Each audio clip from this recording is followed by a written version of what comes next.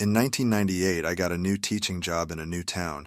To save money, I moved into a small house that was for rent. My roommate Claire was nice enough and the two of us got along easily. I moved in and found my room. While unpacking, I came across an old framed photograph. Three men dressed as hospital orderlies were sitting together in the living room of the house. These three men had once lived in the house I was now renting with Claire. I didn't want to throw away the photograph, it didn't seem right. But I didn't want to keep it either. I chose to hang the picture up in the living room as decoration and a reminder of the friendship that once bloomed in the house.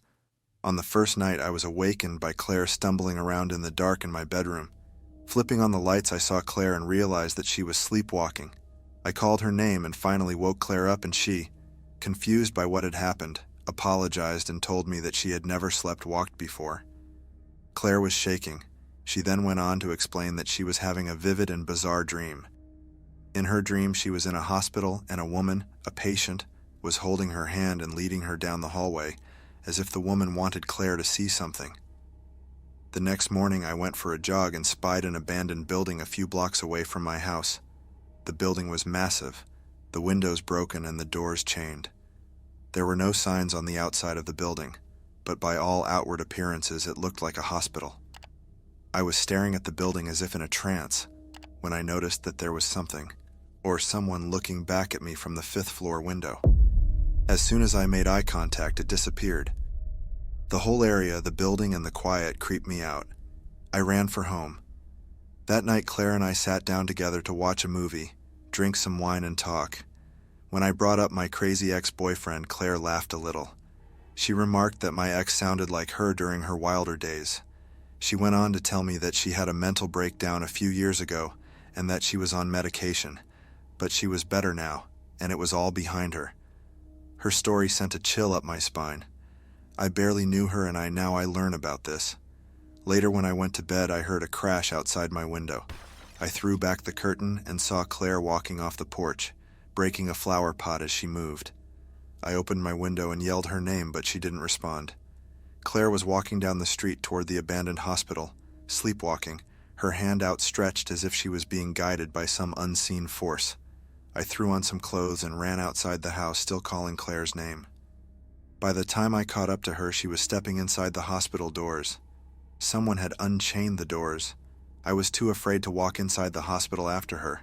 I hesitated, and I regret it to this day. When I finally worked up the nerve to walk inside, I was greeted by an elderly homeless woman. I asked her if she had seen anyone come into the hospital just now, and all she did was smile at me and turn away. I panicked and stepped back outside. The foreboding feeling was overwhelming. I looked up at the hospital and saw Claire hanging out a window on the 5th floor. I yelled her name, but I couldn't get her attention. I'll never forget the look on her face, pure terror. Claire kept leaning out the window and looking back into the hospital as if she was afraid of someone or something. Sometimes she'd look down, seemingly straight at me, but she still never saw me. I called her name desperately as I watched her climb out through the window and jump. She died in front of me.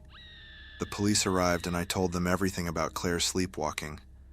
But when they learned about her history of mental illness, they quickly chalked it up to a suicide, and that was the end of her story. A week later, I read her obituary in the newspaper, and in the article they confirmed that the abandoned hospital was, in fact, a hospital. A mental hospital. I fell asleep that night. I had a very strange dream. I was walking down the hall of a hospital, a woman in a hospital gown holding my hand. She was guiding me somewhere, and she kept looking back to make sure I was still following. The snapping of fingers and a man's voice startled me awake. I had been dreaming.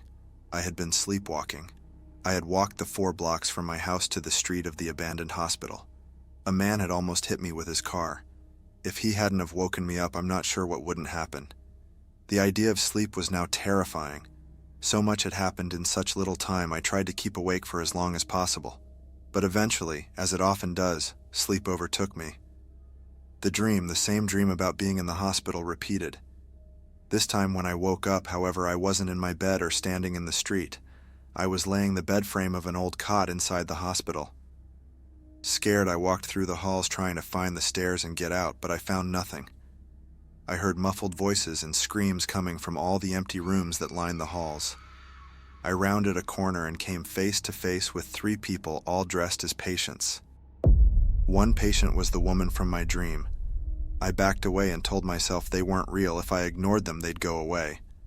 I kept searching for the exit and heard another screaming voice from behind a door.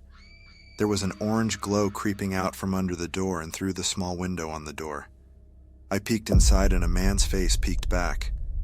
His face was burned, horribly burned.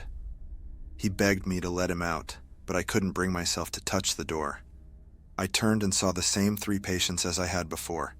One by one, the 3 patients approached the window and jumped out. I looked out the window, but I didn't see them. I saw 3 orderlies running from the building in a panic. I yelled for them, but they didn't stop. That's when I smelled the smoke. I turned and saw the orange flames stretching out from under the door and smoke filling every hallway. I had no choice. I had to jump. I approached the window and prepared to leap out when I felt a hand on my arm. I looked over and saw the homeless woman pulling me away from the window. She led me out of the hospital and I ran for my life. The rest of the night I stayed awake and did some research on the hospital. It was abandoned 20 years ago after a fire ravaged the hospital. The orderlies all fled from the building and left their patients behind, to burn alive. I moved out of the house the next morning and back in with my parents. I haven't sleepwalked since.